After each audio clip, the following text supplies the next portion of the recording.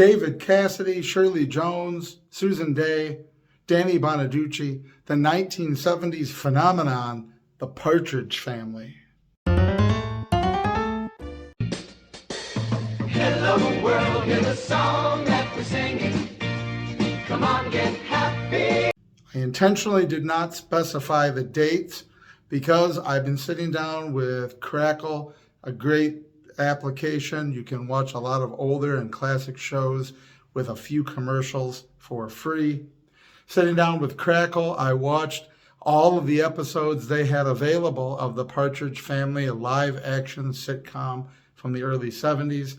Also, the episodes of the animated series, The Partridge Family 2200 AD, which moved the Partridge Family to a Jetsons-like environment with no explanation given, and added a robot dog.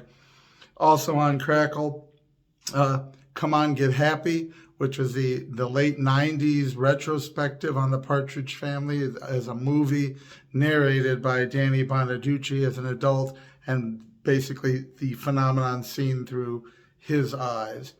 The Partridge Family actually began to air before I was born. It was still on the air when I was a very small child, but I'm pretty sure it was the reruns that I remember seeing as a small kid, with them driving around in the cool-looking, colorful bus.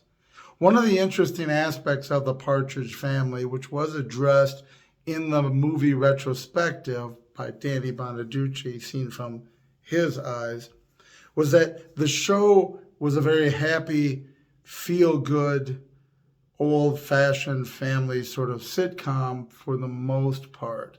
It really bridged sort of the gap between the old Andy Griffith, Father Knows Best, these sort of earlier, always feel-good sitcoms, and what was coming, and in fact overlapped the end of the Partridge Family, things like All in the Family, which would lead to the Jeffersons, which were fabulous shows, but dealt not only with more adult stuff, but dealt with the social issues in a more direct sort of manner.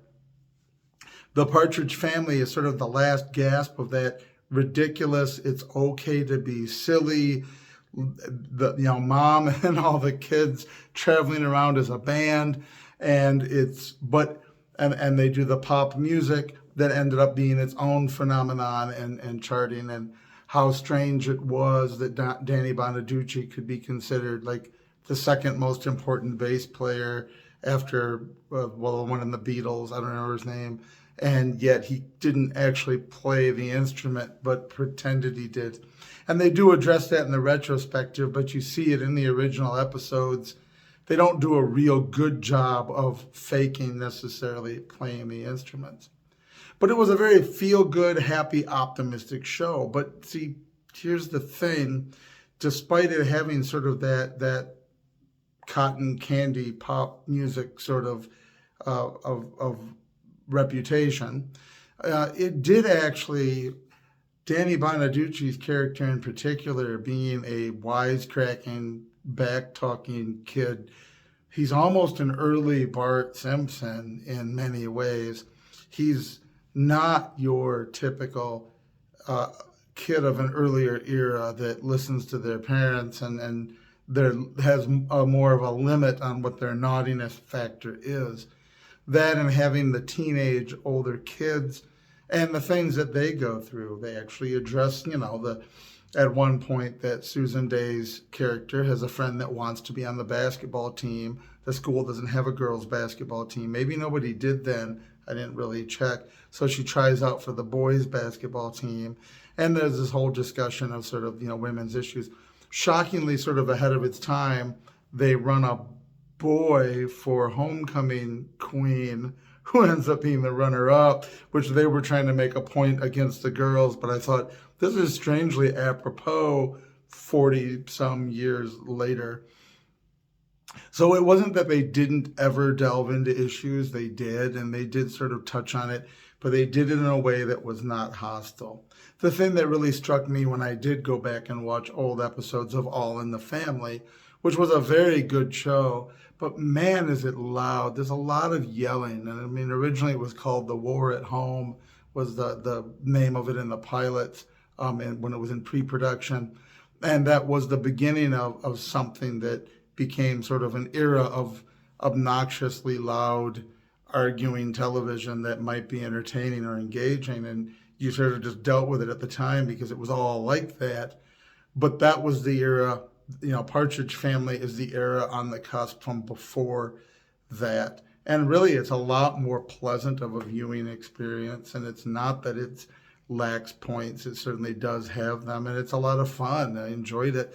The animated series is really sort of, extra goofy when you just move to the Jetsons era with no explanation given. And there's these weird science fiction-y figures that are added to it. But again, as a phenomenon, it's just sort of interesting. I might have added some of the Partridge Family to my playlist for when I'm exercising. Anyway, I have to give it 2 thumbs up. I mean, it was a classic for a lot of reasons.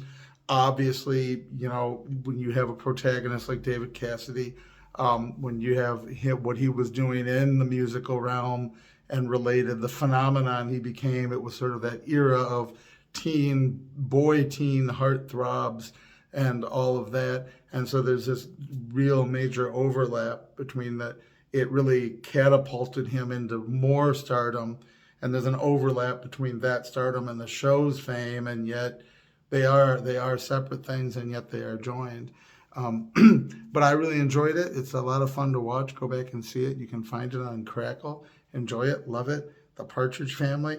Animated series is goofy but fun. And definitely Danny Bonaducci's retrospective, Come On, Get Happy, was very insightful. I'll take them. You will? You are voluntary. Sure.